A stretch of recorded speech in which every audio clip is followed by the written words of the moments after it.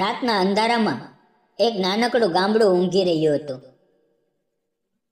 ચારે તરફ ઘટાદાર અંધારું ફેલાયેલું હતું અને માત્ર ઝીણા ઝીણા તારલાઓ આકાશમાં ઝબકતા હતા. હું મારા ઘરેથી થોડે દૂર આવેલા એક જૂના શિવ મંદિર તરફ જઈ રહ્યો હતો. રોજની જેમ ભગવાનને પાણી ચડાવવાનું કામ હતું. ઠંડી પવનની લહેરો શરીરને સ્પર્શી રહી હતી અને દૂર ક્યાંક કોઈ કૂતરાનો અવાજ આવી રહ્યો હતો. મંદિરના પગથિયા ચડતાની સાથે જ મને એક અજીબ લાગણી થઈ. અંદર કોઈ હતું. અંદર એક યુવાન વિધવા સ્ત્રી દિવાલના ખૂણામાં સંકેલાઈને બેઠી હતી. તેના ખોળામાં લગભગ 7-8 મહિનાનું એક નાનું બાળક ઊંઘતું હતું. તેના ચહેરા પર થાક, દુઃખ અને નિરાશાનું એવું મિશ્રણ હતું કે મારું હૃદય દ્રવી ઉઠ્યું. તેના કપડાં જૂના અને ધૂળથી ભરેલા હતા. વાળ ઉઘાડા હતા. તે એકલી હતી, એકદમ એકલી. નમસ્કાર દોસ્તો, મારું નામ વિક્રમ છે. ઉંમર 34 વર્ષ. હું એક નાનકડા ગામડે રહું છું જેનું નામ છે રામપુરા, જે સુરત જિલ્લામાં આવેલું છે. અમારું ઘર ગામથી લગભગ 1.5 કિલોમીટર દૂર ખેતર વચ્ચે છે. હજુ સુધી મારા લગ્ન નથી થયા. 10મું ધોરણ પાસ કર્યું એ પછી ભણવાનું છોડી દીધું. મિત્રો, ઘરની હાલત એટલી નબળી હતી કે નોકરીના ચક્કરમાં ન પડ્યો. મા બાપે જીવનભર ખેતી કરીને મને મોટો કર્યો હતો. હવે તેમની ઉંમર થઈ ગઈ હતી. શરીર જવાબ આપતું નથી, એટલે હું જ ખેતીની બધી જવાબદારી સંભાળું છું. મિત્રો, એ રાત્રે જ્યારે મેં તે યુવતીને મંદિરમાં જોઈ, તેની આંખોમાં એક એવું દર્દ હતું કે હું ચૂપ ન રહી શક્યો. હું ભગવાનને પાણી ચડાવીને બહાર આવ્યો ત્યારે પણ તે ત્યાં જ બેઠી હતી. હું તેની પાસે ગયો અને ધીમેથી પૂછ્યું, તમે અહીં આટલી રાતે શું કરો છો? ઘર ક્યાં છે તમારું? તે કંઈ જ ન બોલી, ફક્ત ચૂપચાપ આંસુ વહેવડાવ્યા. એ આંસુએ મને અંદરથી હલાવી નાખ્યો. હું તેની પાસે બેસી ગયો અને ફરી પૂછ્યું, ડરો નહીં, હું તમને કંઈ નહીં કરું, ફક્ત એટલું કહો કે શું થયું છે. ત્યારે તેણે ધ્રુજતા અવાજે કહ્યું, મારું કોઈ નથી. મારો પતિ ગયા વર્ષે મરી ગયો. સાસરિયાએ ઘરમાંથી કાઢી મૂકી.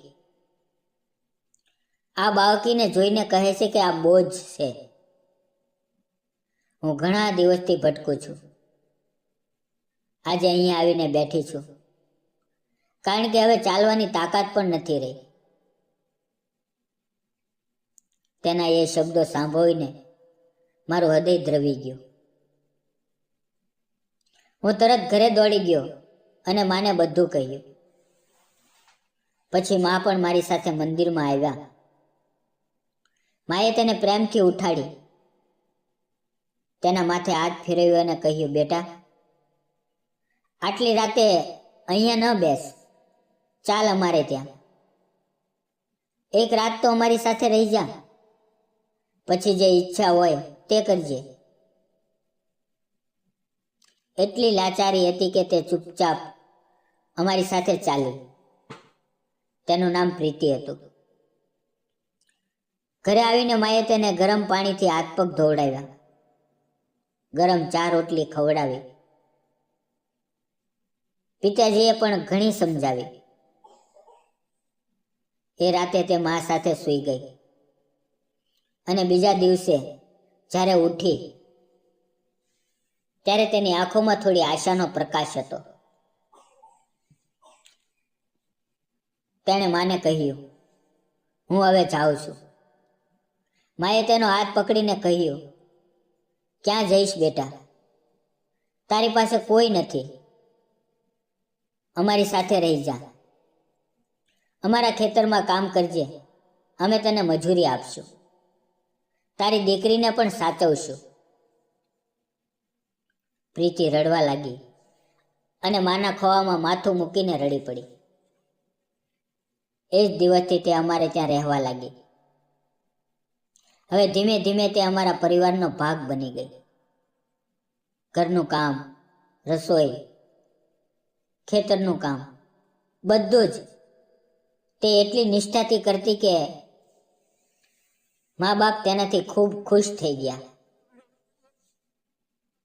તેની દીકરી રિયાને તો અમે બધા પોતાની દીકરી જેવી માનવા લાગ્યા.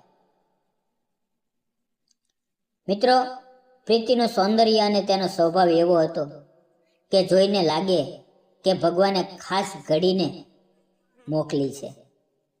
ગોરો રંગ, મોટી મોટી આંખો, લાંબા વાળ અને એ સ્મિત, જેમાં દુઃખની પડછાયો હોવા છતાં પણ એક અજોડ ચમક હતી. દિવસો પસાર થતા ગયા. હું અને પ્રીતિ ખેતરમાં સાથે કામ કરતા, વાતો કરતા. તેની દરેક વાતમાં એક સાદગી અને નમ્રતા હતી જે મને અંદરથી સ્પર્શી જતી. હવે ધીમે ધીમે મને લાગવા લાગ્યું કે મારું હૃદય તેના તરફ ખેંચાઈ રહ્યું છે. તેની નજરમાં પણ કંઈક એવું જ હતું જે શબ્દોમાં ન વર્ણવી શકાય.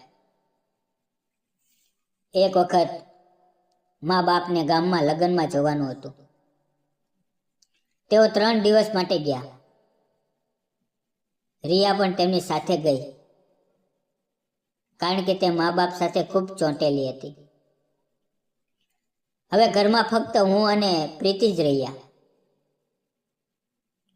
પણ એ 3 દિવસ અમારા જીવનના સૌથી મહત્વના દિવસ બની ગયા. બીજા દિવસે બપોરે હું ખેતરમાં કામ કરતો હતો. પ્રીતિ ઘરે ખાવાનું બનાવીને ડબ્બો લઈને ખેતરે આવી. એક મોટા પીપળાના ઝાડ નીચે અમે બંને બેઠા. તેણે ખાવાનું પીરસ્યું. અમે સાથે ખાધું. પણ ખાતી વખતે અમારી નજરો વારંવાર મળી.